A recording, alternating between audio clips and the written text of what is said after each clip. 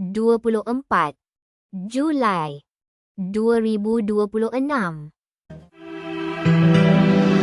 Lembayung Al-Quran, Datuk Dr. Haji Zahasan Muhammad.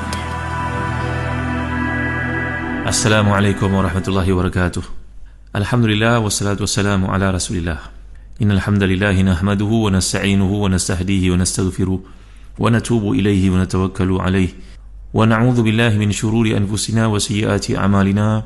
May yahdihillahu fala mudilla lahu wa may yudlil fala hadiya lahu. Allahumma salli wa sallim wa barik ala Muhammad wa ala ali Muhammad kama sallaita wa sallamta wa barakta ala Ibrahim wa ala ali Ibrahim fil alamin innaka Hamidum Majid. Amma ba'd.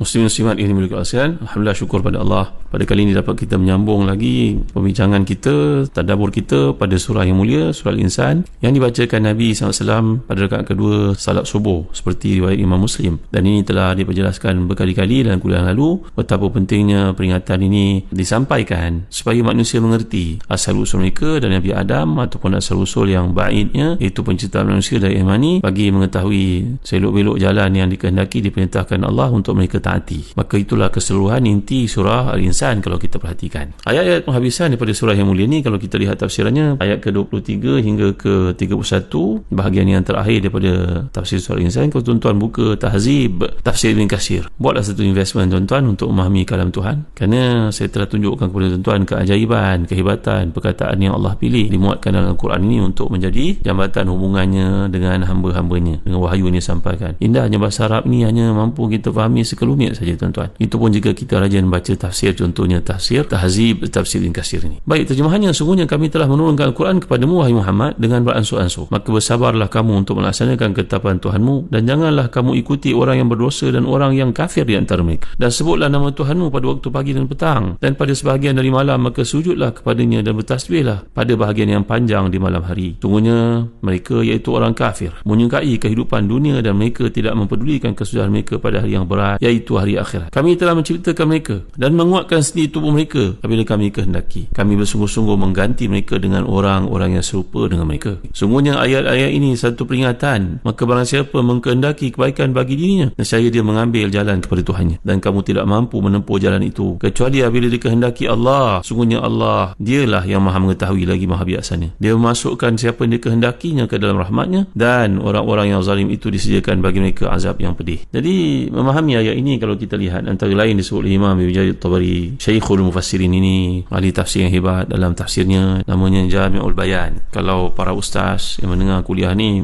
menyampaikan ilmu tafsir, mesti wajib kita rujuk pada Jami'ul Bayan, kerana inilah asal usul kepada tafsir-tafsir yang muncul selepas itu. Sebenarnya semua mereka alatun ala al-Imam Ibn Jarir Tabari. Setiap ahli tafsir akan mengambil faedah yang banyak daripada apa dikemukakan oleh Syekhul Mufassirin Imam Ibn Jarir ini. Bahawa dia berkata, maksud wa ma tasha'u di sini, wa ma tasha'una, maksudnya ittikhaz sabil ila rabbikum ayuhan nas, zalika lakum li anal amra ilaihi la ilaikum. Jadi ini menunjukkan kepada kita tentang segala ketetapan itu adalah ketetapan Allah SWT.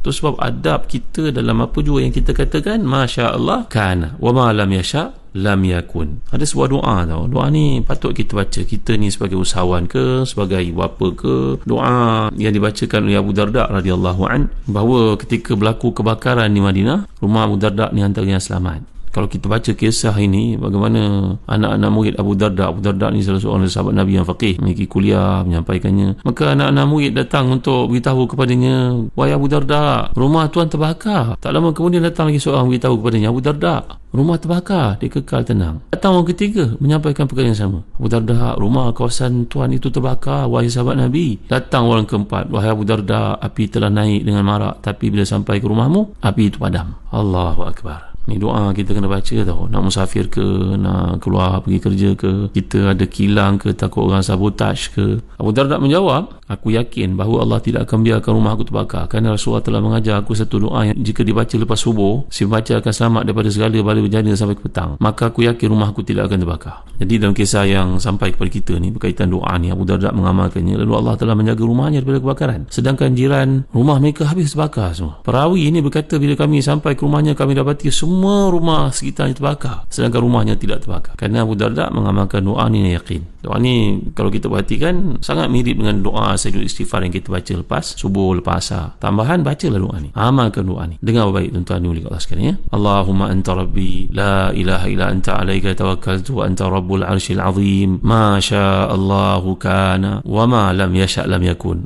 Ni mahallu syahid yang sedang kita bincangkan. Ma syaa Allahu kan wa ma lam yasha' lam yakun. Ini adab orang beriman, sentiasa menisbahkan perkara kebaikan itu kepada Tuhannya. Ma syaa Allahu kan wa ma lam yasha' lam yakun. La hawla wala quwwata illa billahil aliyyil azim. A'lamu anna Allah ala kulli syai'in qadir wa anna Allah qad akhata bi kulli syai'in ilma. Allahumma inni a'udzubika min syarri nafsi wa min syarri kulli dabbatin anta akhidhun bi nasiyatiha inna rabbi ala sirati mustaqim. Saya baca sekali lagi tuan-tuan ya. Ni bagaimana adab dalam doa ni mengajar kita supaya menyandarkan perkara-perkara itu, ketetapan itu semuanya kepada Allah. Seperti yang sedang kita bincangkan dalam ayat yang ke-30-31 surah Al-Insan di hujung bahagian tadabbur kita ni. Allahumma anta rabbi la ilaha illa anta alaika tawakkaltu wa anta rabbul arsyil azim ma syaa Allahu kana wa ma lam yasha' lam yakun. La hawla wala quwwata illa billahil aliyyil azim. A'lamu anna Allah ala kulli syai'in qadir wa anna Allah qad akhata bi kulli syai'in ilma. Allahumma inni a'udzubika min syarri nafsi wa min syarri kulli dabbatin anta akhizun bi nasiyatiha inna rabbi ala sirati mustaqim. Ya Allah, Engkau Tuhanku yang tiada Tuhan yang selayaknya boleh disembah melainkan Engkau. Kepadamu lah aku bertawakal dan Engkau lah penguasa dari arasy yang maha agung. Apa-apa yang dikehendaki olehmu wahai Tuhan, dia pasti terjadi. Sebaliknya apa yang tidak dikehendaki olehmu, dia tidak akan terjadi. Tiada daya dan upaya melainkan dengan Allah yang maha tinggi lagi maha besar. Aku menginsafi bahawa Allah berkuasa atas segala sesuatu dan bahawa ilmu Allah itu meliputi segala sesuatu. Wahai Tuhan, aku lindung kepadamu dari segala kejahatan diriku, kejahatan semua makhluk yang melata yang kendalinya tergenggam dalam genggamanmu. Sungguhnya Tuhanku berada pada jalan lurus. Maknanya Tuhanku maha adil. Jadi doa ni tuan-tuan merupakan doa yang penting untuk kita amalkan. Ada saya muatkan dalam buku doa-doa usahawan. Jadi tuan-tuan boleh dapatkan dekat iKim Shop. Doa-doa pilihan bagaimana nak jadi usahawan yang cemerlang. Ramai orang berniaga tapi belum berjaya. Kerana kejayaan ni ketentuan Allah tuan-tuan.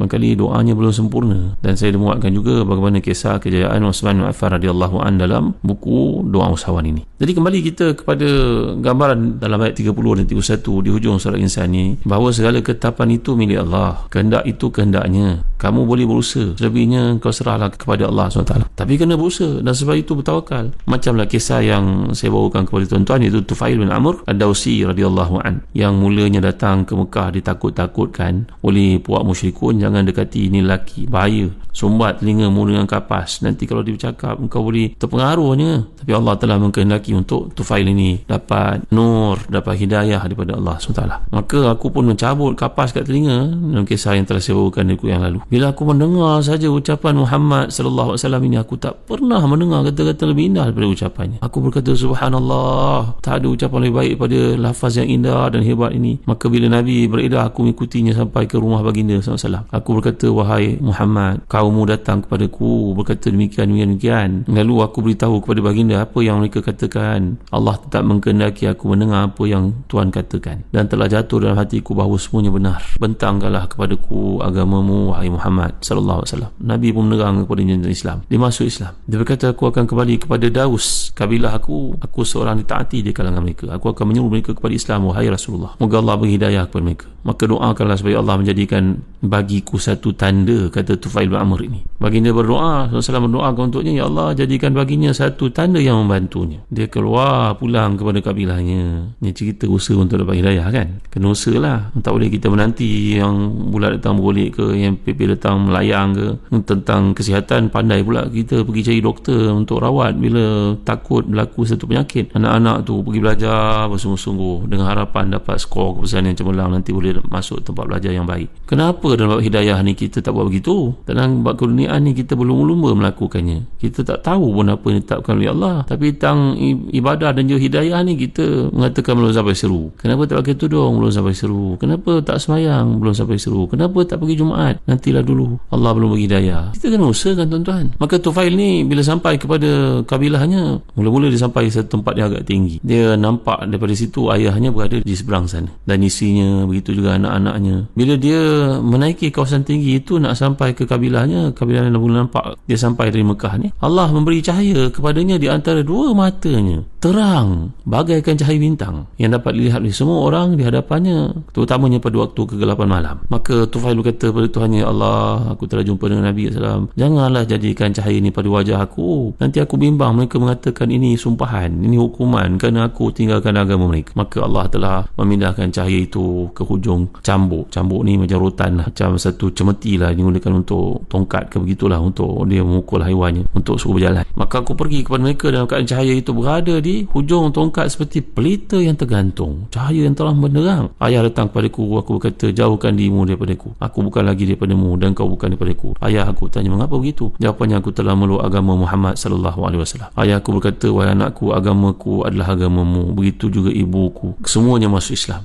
Aku menyeru Daus kepada Islam, tapi ramai kalangan mereka enggan untuk menerimanya walaupun mereka taat pada aku, membantah aku. Aku pulang balik pada Rasulullah dan berkata lagi, wahai Rasulullah, Daus ini telah dikuasai oleh zina, fasha fihimu zina wa riba. Rasulullah, ni penyakit berlaku pada kabilah Daus ni, suka berzina dan suka makan riba. Doakanlah kebinasaan kepada mereka, wahai Rasulullah. Rasulullah mengangkat tangan baginda yang mulia sampai nampak ketiaknya. Baginda SAW telah mendoakan, Allahumma hdi Dausan, ya Allah, berilah hidayah kepada Daus. Tuan-tuan, terkejutnya aku bila pulang kepada mereka, semua mereka telah masuk Islam. Allahu Akbar. Ni kisah usaha kan? Kita sedang bincangkan wa ma tasyauna illa ayyasha Allah. Maka aku bawalah sebagai mereka 80 orang, 90 orang, 90 keluarga jumpa dengan Rasulullah SAW. Hingga kami bersama dengan Rasulullah sampailah kepada pembukaan kota Mekah. Tuan, ni cerita Tuhan menarik kan? Bila dia telah pun masuk Islam ni, dia mengorbankan jiwa raganya habis. Sampai dia kata pada Rasulullah utuskan saya kepada Zulkarnain. Ini merupakan berhala puak Amr bin Humamah, supaya aku membakarnya. Nabi bersabda, ya, kerana mereka telah masuk Islam, pergi melakukan demikian, bakar berhala itu. Dia pun kembali pada Rasulullah, tinggal bersama Rasulullah hingga Rasulullah wafat. Panjang kisah Tufail ni tuan-tuan, tapi dia sangat menyuntik semangat kepada kita tentang usaha lah, supaya kita berusaha untuk dapat hidayah kan. Cerita Tufail lagi, contohnya dalam Hilyatul Awliya, juga dalam Syiar Alamin Nubala, dalam Usdul Ghabah contohnya, bahawa akhirnya aku pun telah pun menyertai pasukan untuk memerangi Musailimah. Ada juga yang memerangi Musailimah. Aku bersama dengan anak aku bernama Amr, Tufail bin Amr, anaknya pun bernama Amr bin Tufail. Aku berada dalam sebahagian perjalanan, dan perjalanan itu aku